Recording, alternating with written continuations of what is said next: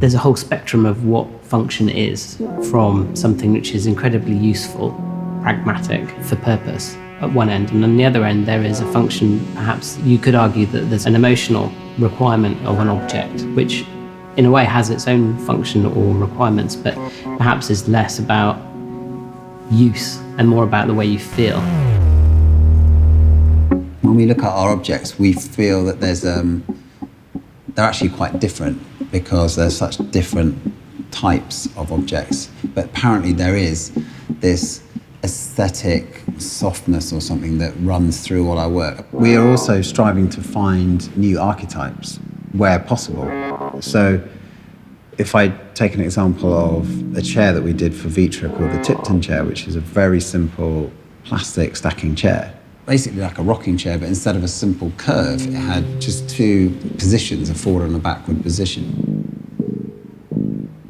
Even in the projects that we've done, in terms of just simple home furniture and products, I find it very hard to make the connection aesthetically. With Olio, the principle right from the beginning was to create a diverse collection of objects. It's very liberating to design an experience rather than design a very small, everyday functional object. We had seen it as an opportunity of creating an experience which simply made people feel different, really physically different in the space.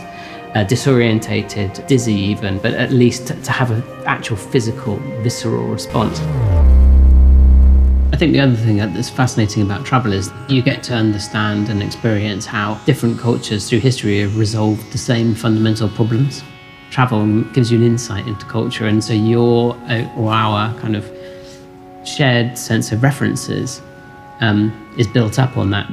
For years, both of us have really loved the Japanese lanterns. They're made by hand, using mulberry bark paper and bamboo wire. Ed and I operate in a very analog world. We're still firm believers in drawing, sketching to communicate our ideas, model making to move the idea on to a tangible object. We focus on the tangible every day, the grain of something, the finish of something. We're often asked how we work together as two people working on a joint project, and I think part of the success of our partnership has been the fact that we have a real overlap in our kind of reference points and our experiences. We've not worked professionally Ever. in any other, well, ever, yeah, but we've never worked professionally anywhere, any other way. It's always been the two of us.